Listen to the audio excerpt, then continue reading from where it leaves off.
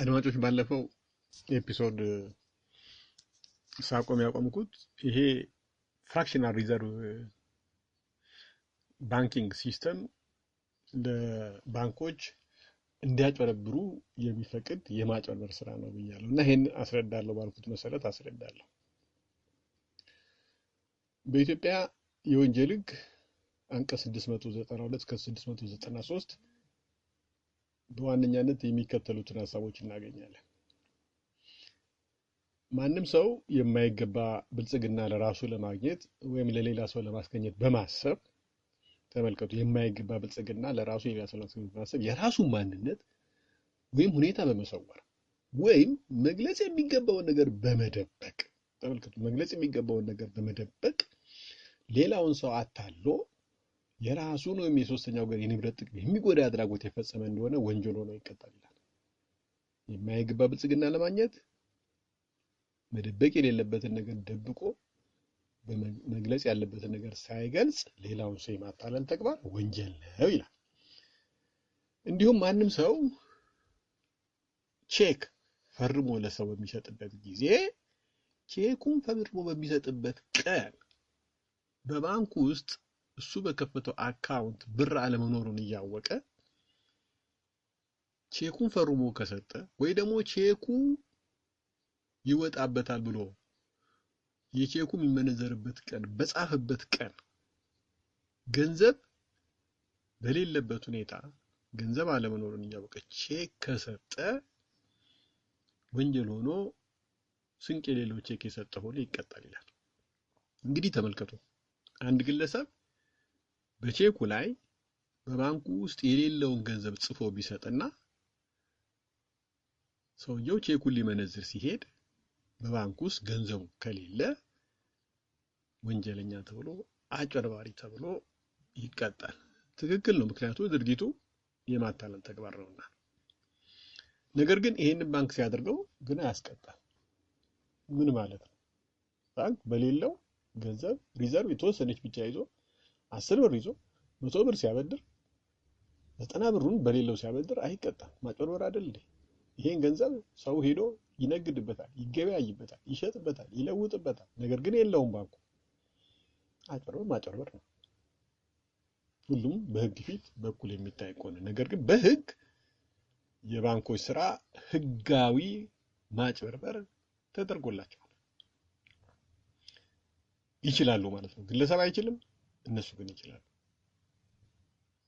በወንጀል ህግ ቁጥር 726 የኢትዮጵያ ወንጀል ህግ ላይ ምን ይላል? አላግባብ መክሰር በሚለው ርዕስ ስር የሚከተለውን እናገኛለን። ማንኛውም በንግድ ስራ የተሰማራ ባለ ዕዳ ንግዱን በሚያከናውንበት ጊዜ ተገቢውን የሂሳብ መዝገብ ወይም ሂሳብ ባለመያዝ ያልተመጣጠነ ወጪ በማድረግ አተርፍበታለሁ በሚል አደገኛ ግምት ብዙ ዕቃዎችን በመግዛት በማጠራቀም ወይም ደግሞ ይላል በማናቸውም ሌላ አኳኋን ወይም በአግባቡ ንግዱ ባለማካሄድ አስቦ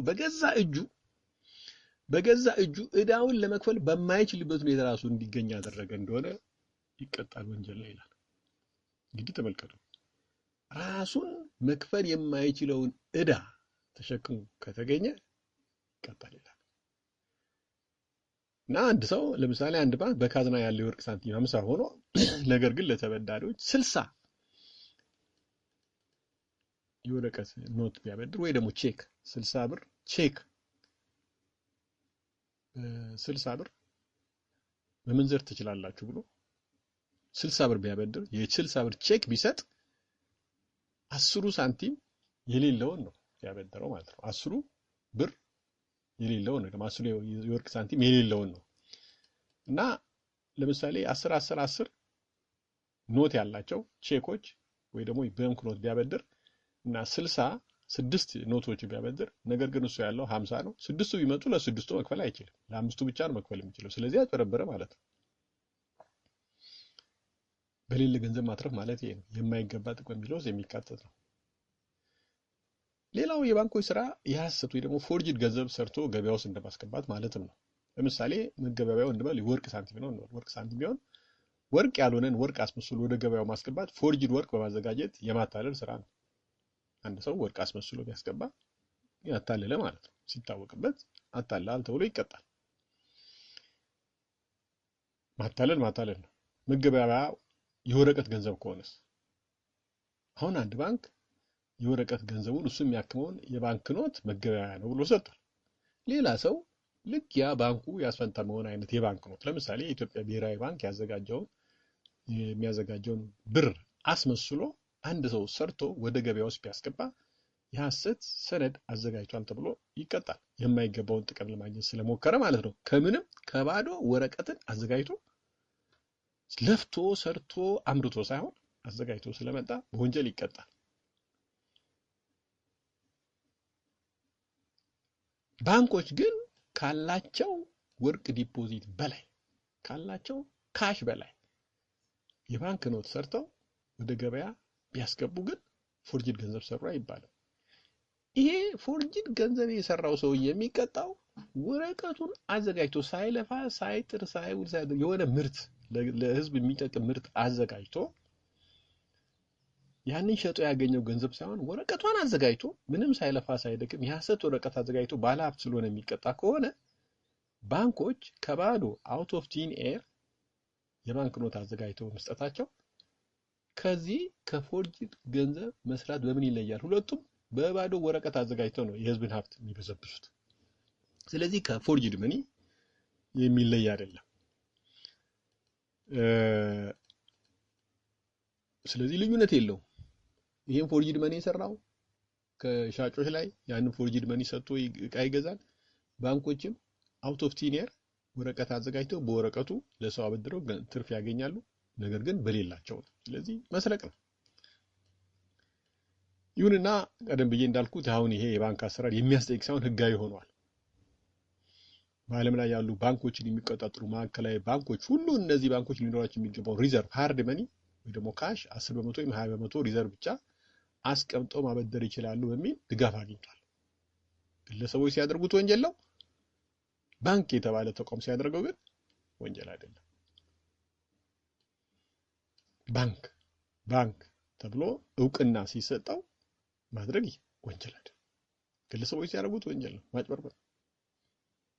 መንግስት ግን ባንክ ብሎ ለሚሰጣቸው ሰዎች ግን ፈቅዶላቸዋል። መዝረፍ ለባንኮች ተፈቅዷል ማለት ነው። ስለዚህ እንዲህ አይነት የዝርፊያን ስርዓት የሚደግፍ መንግስት ያው መገመት ትችላላችሁ ሁሉም እንዲዘርፍ ስለማይፈቅድ የባንክን ለመክፈት ያለው ስራ ለመዘራፊዎች የሚፈቅድላቸው በጣም ከመንግስት ጋራ የሚያገናኛቸው ነገር ሊኖር ይገባል። አለበለዚያ ለምን ይፈቅድላቸዋል?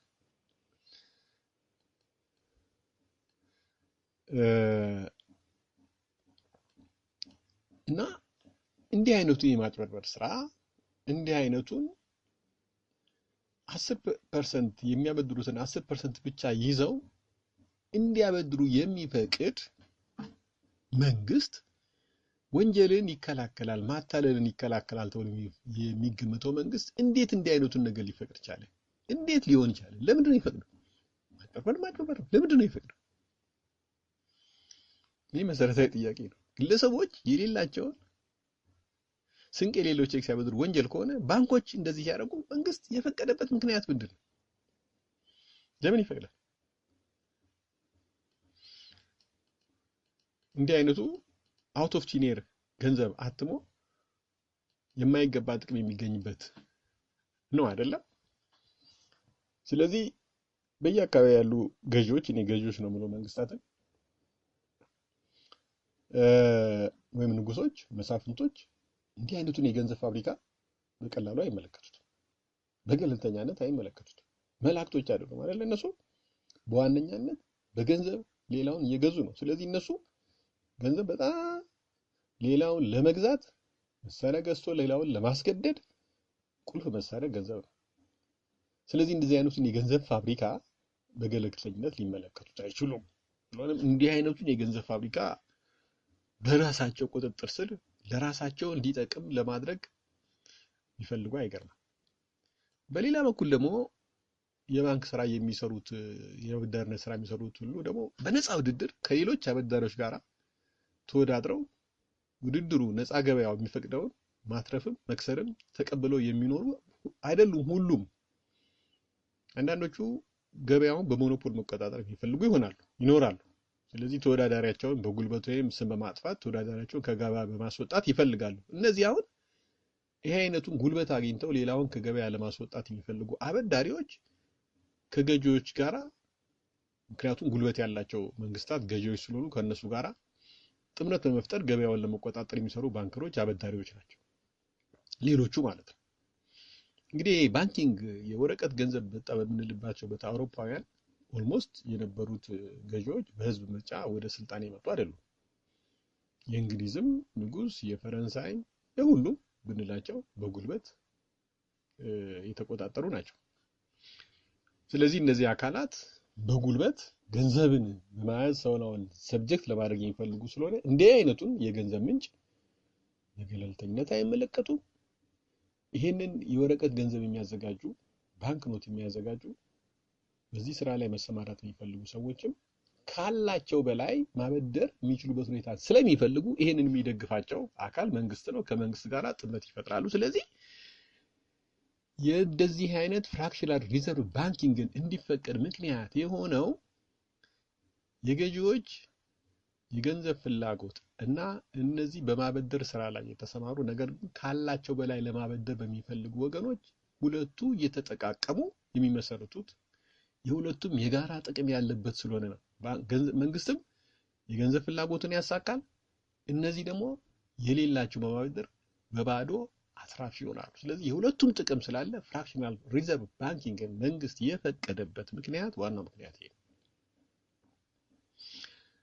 አንዳንዴ ያው ካያችሁ በታሪክ ብንመለከት ብዙዎቹም ሊባል ይችላል ኤኒዌይስ እርግጠኛ አይደለሁም የሚቋቋሙ ባንኮች ውስጥ ሼር ሆልደር የሚሆኑት ራሳቸው ገዢዎቹ ናቸው።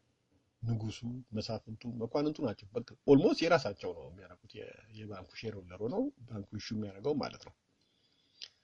እና በዚህ መልኩ የፍራክሽናል ሪዘርቭ ባንክ አንድ እነሱ የሚደግፉት ባንክ ወይ ደግሞ አበዳሪ ለብቻው ይፈቅዱለታል፣ የሞኖፖሊ ስልጣን ይሰጡታል ማለት ነው። እሱ ብቻ የሚያትመው የባንክ ኖት አጀማመሩ እንደዛ ነው። መጀመሪያ ዝም ብለው ዘለው ገብተው በአይን አውጥተው አይደለም ገዢዎች የባንክ ስራ ውስጥ ዘለው የገቡት። መጀመሪያ ምንድነው ያደረጉት? የባንክ ስራ ለሚሰሩት ጋራ ለነሱ ብቻ የባንክ ኖት በተወሰነ አካባቢ እነሱ እንዲያትሙ ሌሎች ባንኮች እንዳያትሙ ይከለክላሉ። ሁለተኛ እኛ የምንቀበለው መንግስት እንደ መንግስት ወይ ደግሞ ገዢዎች እንደ ገዢዎች ለግብር የምንቀበለው ገንዘብ ይሄ ባንክ የሚያትመው ኖት ብቻ ነው፣ ሌላ አንቀበልም ስለሚሉ ሰው ሳይወድ በግዱ ለመንግስት ያለውን ግብር ለመክፈል ወደ እነዚህ ባንክ ስለመጣ ኢን ኢፌክት እነዚህ ባንኮች ሞኖፖሊ ፓወር ያገኛሉ እና እነሱ ደግሞ በልዋጩ ደግሞ ለመንግስት እዳውን ዴፊሲቱን ለማሟላት ለገዢዎች ገንዘብ ያበድሯቸዋል ማለት ነው። ወረቀት የባንክ ኖት ወረቀት ባንክ ኖት አትሞ ይሰጧቸዋል ማለት ነው። ለዚህ ለምሳሌ በምሳሌነት ባንክ ኦፍ ኢንግላንድ የተቋቋመበት ጥሩ ምሳሌ ነው። እንግዲህ ያው መንግስት የሚበደረውን ገንዘብ ለመክፈል እንደሚቸገር ይታወቃል እና ብዙ ጊዜ መክፈል ያቅተዋል፣ መክፈል አልችልም ይላል።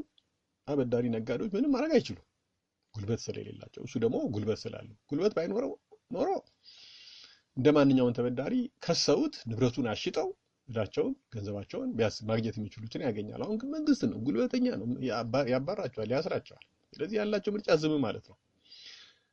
መንግስት እንኳን የማይችልበት አንዱም ለምንድን ነው? በዋነኛነት የመንግስት ስራ አትራፊ ስራ አይደለም። ሰርቶ ገንዘቡን ኢንቨስት አድርጎ ትርፍ የሚያገኝበት አይደለም። ማጥፋት ነው፣ ሰው መግደል ነው፣ ንብረት መዝረፍ ነው፣ ግዛት መያዝ ነው፣ ጦርነት ነው። ስለሆነም እንዲያውም ተጨማሪ ገንዘብ ነው የሚፈልገው። ምክንያቱም ወይ ከሰው ላይ በግድ ግብር ሰብስቦ ነው ወይ ደግሞ በጦርነት ዘርፎ ነው። ያሰበውን ግብር መሰብሰብ ስላልቻለ እዳው መክፈል አልችልም። በጦርነት ካላሸነፈ የሚዘርፈውም አይኖርም። ስለሆነም ኖርማሊ ነጋዴዎች ለገዢዎች አበድረው ብድራቸው ሳይመለስላቸው የሚቀርበት ሁኔታ ቢደጋገም አይገርምም። መንግስትም ጉልበት ስላለው ምንም ማድረግ አይችሉም። በዚህ ምክንያት ነጋዴዎች ገንዘባቸውን፣ ወርቃቸውን፣ ብራቸውን መደበቅ ይመርጣሉ። እንግዲህ የባንክ ኦፍ ኢንግላንድ ጋር እንዴት እንደተቋቋመ እንመለስና እንመልከተው። እንግዲህ የእንግሊዝ ንጉስ ከፈረንሳይ ጋር ለሚያደርገው ጦርነት በታክስ በቂ መሰብሰብ ስላልቻለ ገንዘብ ከየት ያምጣል? እንዳጋጣሚ ሆኖ እንግሊዝ የነበሩት ባለሀብቶች፣ ነጋዴዎች ገንዘባቸውን በወርቅና በብር የሚያስቀምጡት በሊኩዊድ ካሽ የሚያስቀምጡት ብዙ ጊዜ የሚያስቀምጡት የት ነው? የንጉሱ ትሬጀሪ ገንዘብ አታሚ ዘንድ ነው የሚያስቀምጡት። ባደራም ቢቀመጥላቸው ሲፈልጉ ከዛ ይወስዳሉ። እና በዚህች አጋጣሚ የእንግሊዙ ንጉስ ይሄ ትሬጀሪ ዘንድ ያለውን የኋላ ሀብቶቹን ወርቅና ብር እንዳለ ዘረፈው፣ ወሰደው። በብድር ወስጀዋለሁ ለጦርነቱ ብሎ ነው። በብድር ወስጀዋለሁ ብሎ ወሰደባቸው እና ወደፊት እከፍላቸዋለሁ ብሎ ወሰደ። ይሄ ነጋዴዎቹ ፈልገው ያበደሩት ሳይሆን በጉልበት ነው የወሰደባቸው። ስለዚህ ምን ምርጫ ያላቸው እነዚህ ነጋዴዎች? ቢያንስ አሁን ምንም ማድረግ አይችሉም። ከአሁን በኋላ ግን የወርቃቸውን ብሮቻቸውን እዛ ማስቀመጥ ተዉ ማለት ነው። የት ማስቀመጥ ጀመሩ? ወርቅ አንጣሪዎች ጎልድስሚዝ ጋር ማስቀመጥ ጀመሩ። ይሁንና ከነዚህ ወርቅ አንጣሪዎችም ቢሆን ንጉሱ ብድር ወስዶ አበድሩኝ ብሎ ይወስዳል፣ በጉልበትም ይወስዳል። ከዛ ባለመመለሱ እነዚህ ወርቅ አንጣሪዎች ለአስቀማጮቹ መክፈል ሳይችሉ ሲቀሩ አስቀማጮቹ እየከሰሷቸው እየታሰሩ ንብረታቸውን ያጡበት ሁኔታ አለ እና በዚህ መልኩ ያው ገዢ ገንዘብ የሚያርቅ ስለመጣ ሁሉንም ስለሚዘርፍና ሁሉንም ስለሚነጥቅ የእንግሊዝ ንጉስ ለጦርነቱን የሚያካሂድበት ገንዘብ አጣ እና የሚያበድረው አጥቶ ሲቸገር ባለ ጊዜ እና የእንግሊዝ ንጉስና መሳፍንት ከየት ገንዘብ እናገኝ ብለው ሲመራመሩ ስኮቲሽ የሆነው ዊሊያም ፓተርሰን የሚመራው አንድ ቡድን መጣና እኛ አንድ ባንክ እናቋቁማለን እና የባንክ ኖት እንድናትም ልዩ መብት ትሰጡናላችሁ፣ እኛ ደግሞ የእናንተን የመንግስት ቦንድ እንገዛለን እናበድራቸዋለን ይሏቸዋል። በዚህም ይስማሙና ያው ቀደም ብዬ እንዳልኩት ባንክ ኦፍ ኢንግላንድ የሚባለውን በ1694 በፓርላማው ቻርተር ተሰጥቶት ተቋቋመ። በቻርተር ማለት ሞኖፖሊ ተሰጥቶት ማለት ነው። እሱ የሚንቀሳቀስባቸው አካባቢዎች የሱ የባንክ ኖት ብቻ ሰርኩሌት እንዲያደርግ ማለትም ኢንኢፌክት ሌሎቹ በዛ አካባቢ በተለይ በለንደን አካባቢ የሱ ብቻ ሰርኩሌት እንዲያደርግ የሌሎቹ የባንክ ኖቶች ሰርኩሌት እንዳያደርግ አድርጉ ማለት ነው። እናም ይሄ ባንክ ኦፍ ኢንግላንድ ምን አደረገ? ያው የባንክ ኖት እያተመ ማበደር ጀመረ ማለት ነው። እና በአጭር ጊዜ ውስጥ ከ760,000 በላይ ፓውንድ አበደረ ለመንግስትም ሌሎቹ አበደረ። የእንግሊዝ መንግስትም ይሄን የባንክ ኖት ወስዶ ለወርቅ አንጣሪዎች ለጎልድስሚዝ የነበረበትን ዕዳ ይከፍላል። እንግዲህ አሁን እንደዚህ ሲሆን እነዚህ ወርቅ አንጣሪዎች እቺን ባንኩ የሰጣትን ባንክ ኖት ይዘው ወደ ወርቅ እንዲቀየርላቸው ወደ ባንኩ ጋር ይሄዳሉ፣ ወደ ባንክ ኦፍ ኢንግላንድ። አሁን ባንኩ በወርቅ መመንዘር በወርቅ መንዞ መስጠት ያን የባንክ ኖት መስጠት አልቻለም።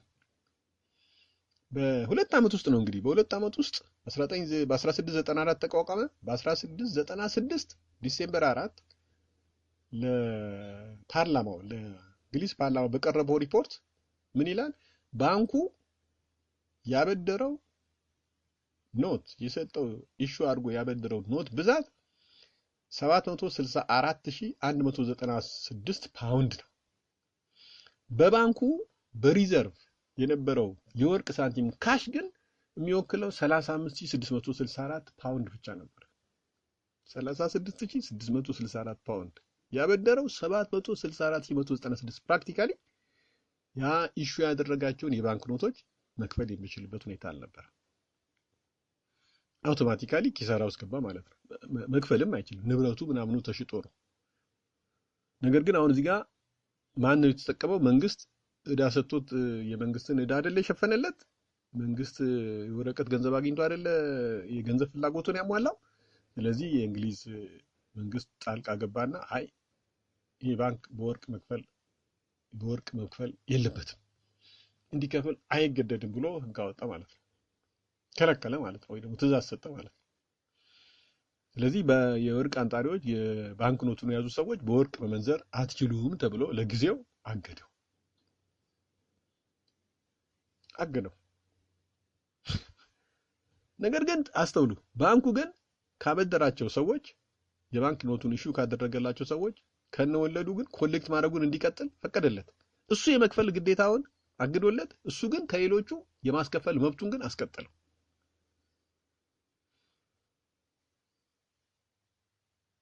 ምክንያቱም ቀደም ብዬ እንዳልኩት የሁለቱም ጥቅም ስለነበረ ነው። ለዚህ ምክንያት መንግስት ገንዘብ የሚፈልገውን የሚያበድረውን ይፈልጋል፣ የገንዘብ ምንጭ ፋብሪካ ይፈልጋል።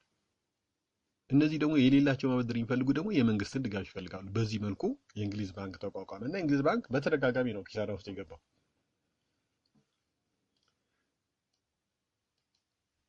ቀደም ብዬ እንዳልኩት አንድ ባንክ በካዝናው ካለው ጥሬ ገንዘብ በላይ አትሞ የባንክ ኖት ቢሰጥ ያንን የባንክ ኖት በጥሬ ገንዘብ እንዲቀየርላቸው የሚመጡ ሰዎች ካልተቀየረላቸው ድርጅቱ ይከሰስና ባንኩ ይከሰስና ንብረቱ ተጣርቶ እዳው መክፈያ ይሆናል፣ ድርጅቱ ይዘጋል። ባለንብረቶችም አጨረበሩ፣ አታለሉ ተብለው በወንጀል ይቀጣሉ። አሁን ግን ጥምረት ከገዢው ጋር ጥምረት ያለው ባንክ ስለሆነ በራሳቸው እንዲያውም በዚህ በእንግሊዝ ባንክ ኦፍ ኢንግላንድ ብዙዎቹ መሳፍንትና መኳንንት ሼርም ገዝተው ነበር፣ የእነሱም ኢንተረስት። ስለዚህ በጉልበታቸው መክፈል አይገባውም ብሎ አገዱት ማለት ነው።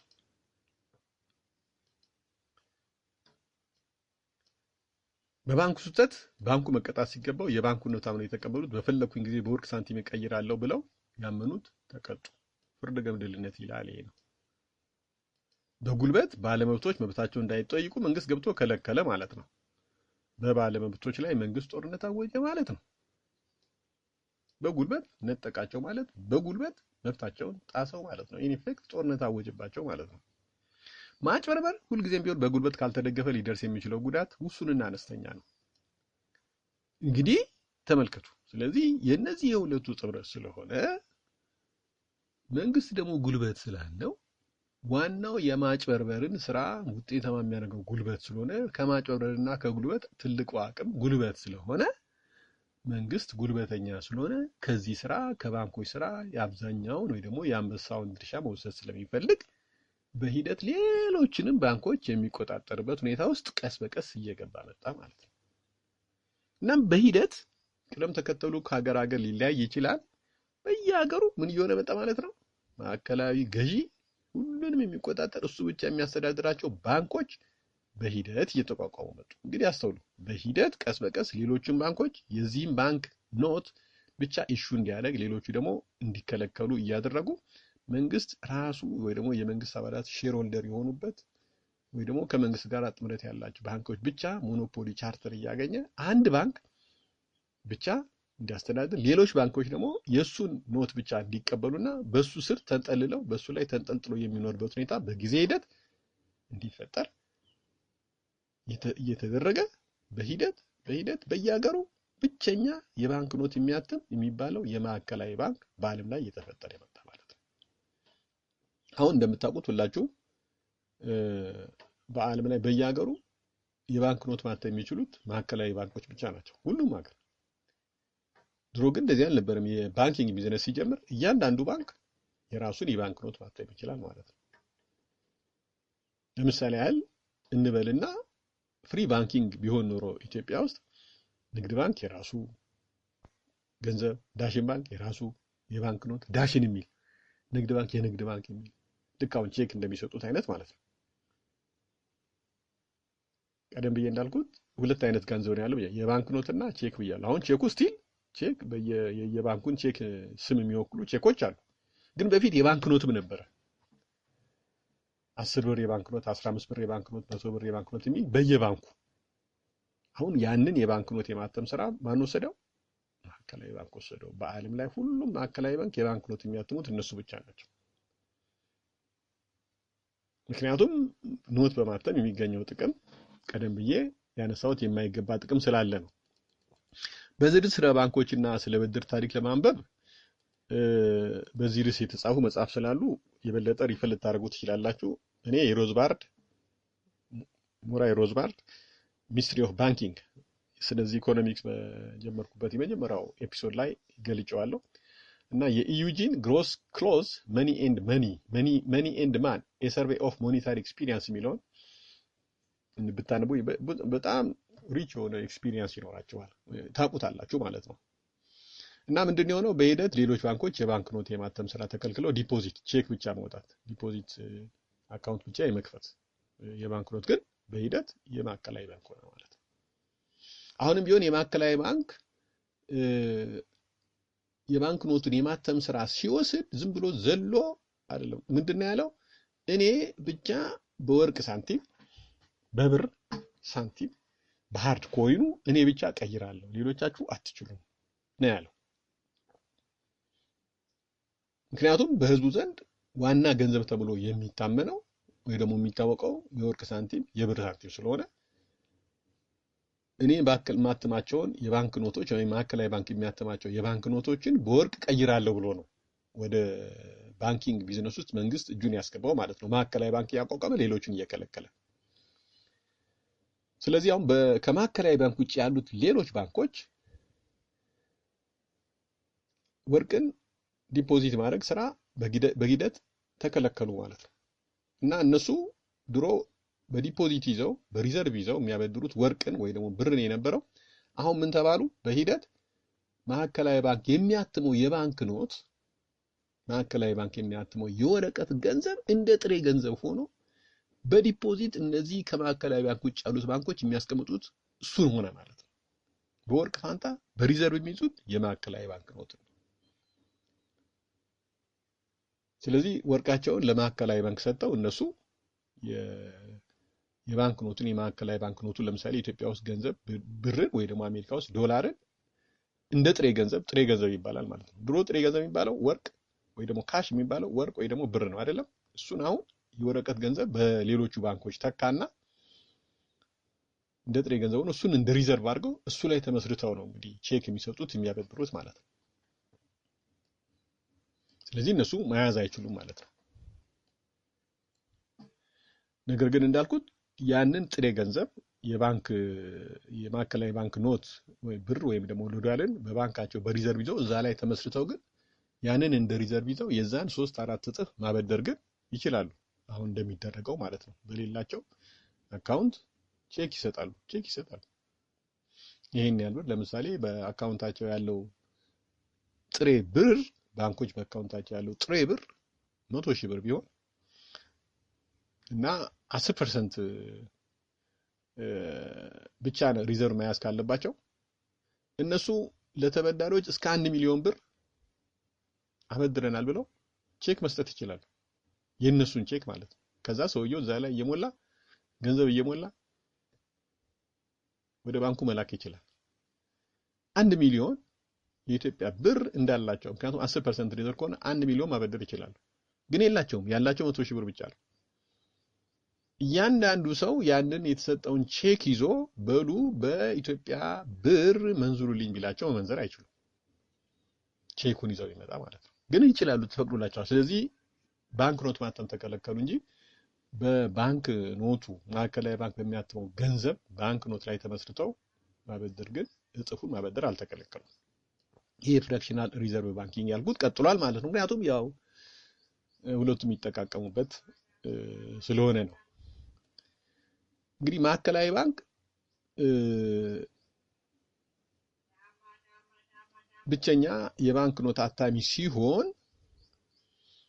ሲጀመር ማለት ነው መጀመሪያ አካባቢ ከ1920ኛው ክፍለ ዘመን ከመምጣቱ በፊት የእንግሊዝም ባንክ የፈረንሳይም የአሜሪካም ማዕከላዊ ባንኮች ወይ ደግሞ ለምሳሌ አሜሪካ ውስጥ አንድ ሪዘርቭ ባንክ ባይኖርም ግን በየስቴቱ አንዳንድ ባንኮች አሉ። ኤኒዌይ አሜሪካም ቢሆን ፍሪ አይደለም። የባንኪንግ ዲቨሎፕመንቱ ወጣ ገባ ነው። ኖሮም አያውቅም የፍሪ ባንኪንግ። በወርቅ የመመንዘር ግዴታ አለባቸው የባንክ ኖቱን ይዞ ለሚመጣ። ነገር ግን ባንኮች ማዕከላዊ ባንኮች አሁን በዋነኛነት የመንግስት አካላት ናቸውና ሞር የጉልበት ድጋፍ ስላላቸው በየጊዜው በዲፖዚታቸው ካለው የወርቅ ዲፖዚት ሪዘርቭ በላይ የባንክ ኖት እያተሙ ሰውም ያንን የባንክ ኖት ይዞ መጥቶ ወደ ወርቅ ቀይሩልኝ ሲል እያቃታቸው መንግስት ሰስፔንድ እያደረገው መክፈያውን እያራዘመ በቃ በተደጋጋሚ እየቆየ ሲመጣ አሁን በሂደት መንግስትም አይን አወጣ ማለት ነው።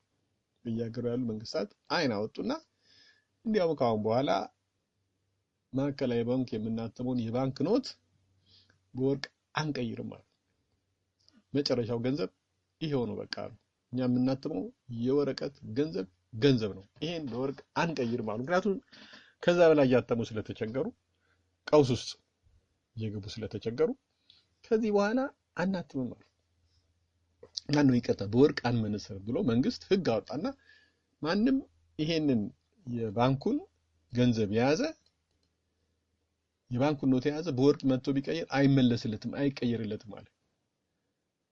የአሜሪካ ሪዘርቭ ባንክ ከ1929 ቀውስ በኋላ ከ1933 ሩዝቬልት ሲመጣ ይመስለኛል እንዳለ ግለሰቦች በወርቅ የሚመንዘር መብታቸውን ከለከላቸው፣ አይችሉም ተብሎ ማለት ነው።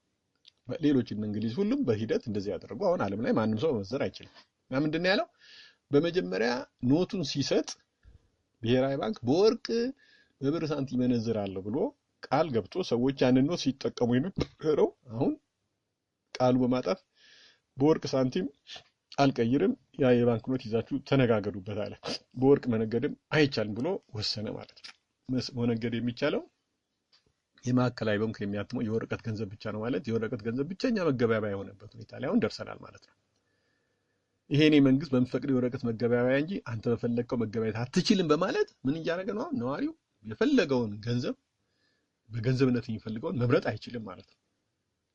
መንግስት በዚህ ነው የምትነጋገደው አለ፣ በዚህ ትነጋገዳለህ፣ አለቀ በቃ። በጉልበት ማለት ነው።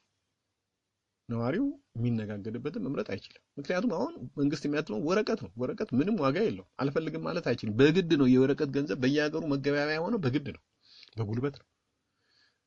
ይሄን ገንዘብ አልቀበልም ያለ ይቀጣል በሚል ነው። የጠቀሜታ ዋጋ ያለው ስላለው አይደለም። እንግዲህ አሁን ማዕከላዊ ባንክ ለሚያትመው የባንክ ኖት በወርቅ መመለስ የማያስፈልገው ከሆነ ሪዘርቭ መያዝም አያስፈልገውም ማለት ነው። ምክንያቱም ፋይናል የመጨረሻው ገንዘብ ማዕከላዊ ባንክ የሚያትመው ኖት ሆነ ማለት ነው። ስለዚህ የገንዘብ ፋብሪካ ማዕከላዊ ባንክ ሆነ። ማዕከላዊ ባንክ የሚያትመው ገንዘብ ነው።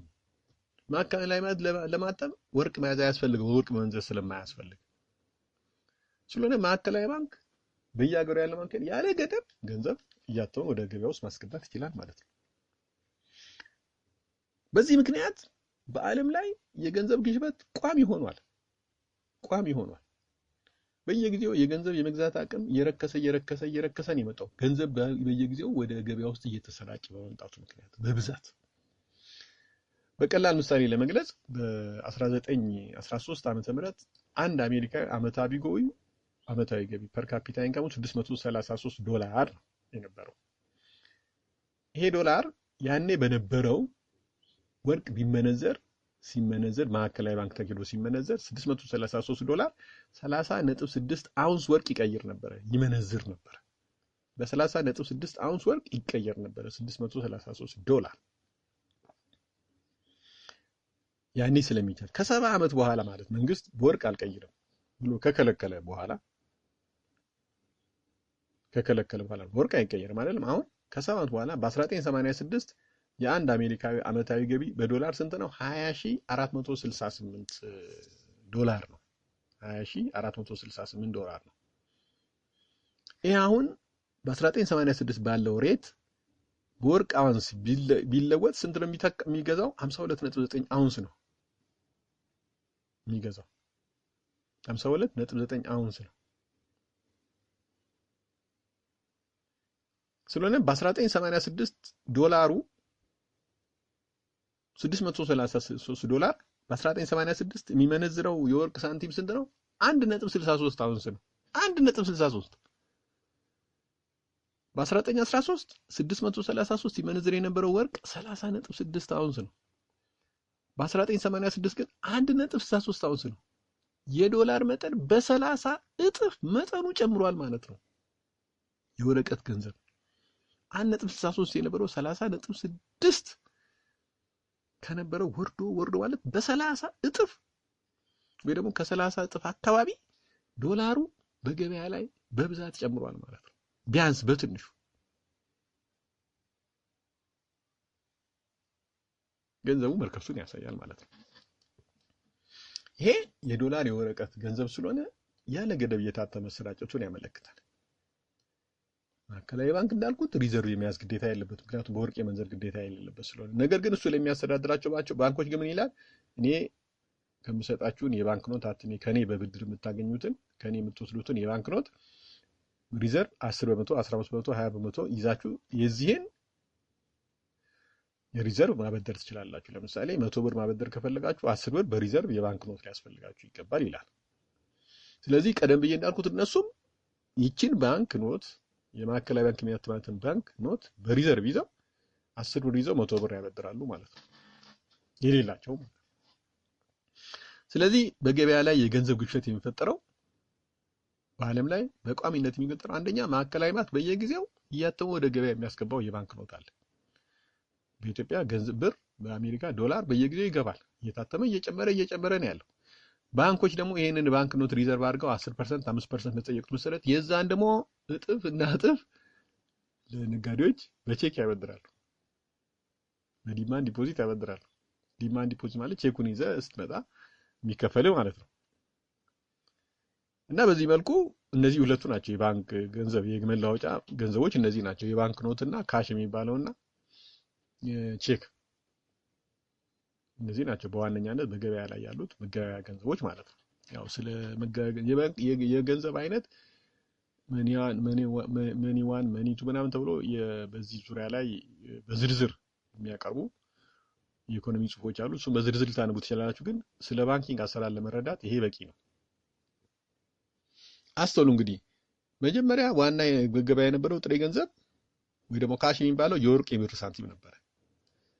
የወረቀት ገንዘብ ወደ ገበያ የገባውና መገበያያ የሆነው ዋናውን ኮሜርሻል ገንዘብ የሚባለውን የወርቅ የብር ሳንቲምን ደረሰኝ በመሆን ነው። የዛ ደረሰኝ ይሄ እኔ ጋር ይሄን ያህል የወርቅ ሳንቲም አለ ተብሎ የሚሰጥ ደረሰኝ ነው። ያ ደረሰኝ ነው ገበያ ውስጥ የባንክ ኖት ተብሎ መለዋወጫ የነበረው ማለት ነው።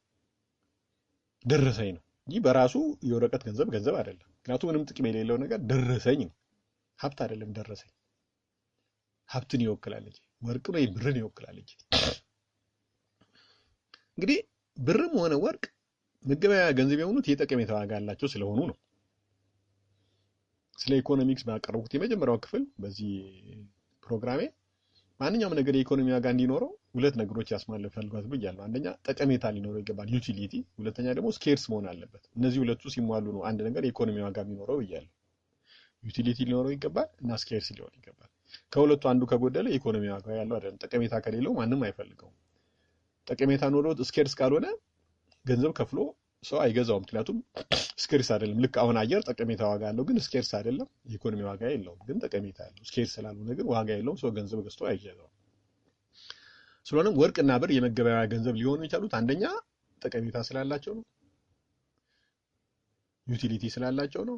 ለጌጥ ይሆናሉ፣ ለጥርስ ይሆናል፣ ለብዙ ነገር ይሆናል ቀደም ብዬ እንዳልኩት። ሁለተኛ ስኬርስ ስለሆኑ ነው። ከዚህ በተጨማሪ ደግሞ ከሌሎች ምርቶች በቀላሉ ለመቆራረጥ፣ ለመከፋፈል፣ ለመመዘን እና ለብዙ ጊዜ ማንነታቸው ሳይጠፋ ስለሚቆዩ ከሌሎቹ ምርቶች በተሻለ ለመገበያያም ስለሆኑ ነው። ዋናው ግን የመገበያያ ሊሆኑ የቻሉ ጠቀሜታ ዋጋ ስላላቸው። አሁን ግን መንግስት ምን አደረገ? መጣና ካሁን በኋላ እኔ በወርቅ አልመነዝርም፣ ይሄ የያዛችሁት የባንክ ኖት በግድ መሸጫ ነው፣ ይሄን አልቀበልም ማለት አትችሉም ብሎ ሲወስን በወርቅና ዋናው በደረሰኙ መካከል ያለውን ግንኙነት በጠሰው ማለት ነው። እና ደረሰኙ ገንዘብ ነው፣ ተቀበሉ፣ በደረሰኙ ስሩ አለ። ይሄ ማለት ነው ለምሳሌ አንድ ሰው ስንዴ ወይም ብረታ ብረት ወይ ደግሞ ሲሚንቶ የሆነ መጋዘን ውስጥ አስቀምጦ ደረሰኝ ሲሰጠው ያ መጋዘን ውስጥ ያለውን ንብረት ወስዱበት ደረሰኙ ሀብት ነው እንደማለት ነው። ያንን ደረሰኝ ማን ይቀበለዋል? ያንን ሀብት እዛ ጋር ያለውን ካልቀየረ ማን ይቀበለዋል? በጉልበት ግን ይችላል። ጉልበት ካለው በግድ ተቀበል ብሎ ማስገደድ ይችላል። መንግስትም ይሄን ደረሰኝ የባንክ ኖት የሚባለውን በግድ ተቀበሉ ያለው ጉልበት ስላለው እና ምንም የጠቀሜታ የሌለው ካሽ መገበያያ የሆነበት ሁኔታ የገባው በጉልበት ነው እንጂ የጠቀሜታ ዋጋ ስላለው አይደለም። ገበያ ውስጥ መገበያያ የሆነው ካሽ አሁን በሀገር ውስጥ በሚደረጉ ልውጦች ማንም ሰው የየሀገሩን ገንዘቡን የያዘ ሰው ወርቅ ቀይርልኝ ብሎ መንግስትን መጠየቅ አይችልም። አሁን በዓለም ላይ ያለው መገበያያ የወረቀት ገንዘብ ሲሆን የየሀገራቱ የወረቀት ገንዘቦች ዶላር፣ ፓውንድ፣ ሩብል ወዘተ። ከዚህ ጋር ያሉት ደግሞ ከብሔራዊ ባንክ ውጭ ያሉት የሚያትሟቸው የዲማንድ ዲፖዚት ናቸው። ቅድም ያልኩት በቼክ የሚሰጡት። እርግጥ መንግስታት መካከል ለሚደረግ የንግድ ልውውጥ ግን ስቲል አሁንም የወርቅ ሳንቲም አገልግሎት ይውላል። ምክንያቱም የዚህኛው መንግስት ያለው ማዕከላዊ ባንክ የሚያትመውን የወረቀት ገንዘብ ያኛው የሚቀበልበት ምክንያት የለም፣ የሚያስገድደው የለም።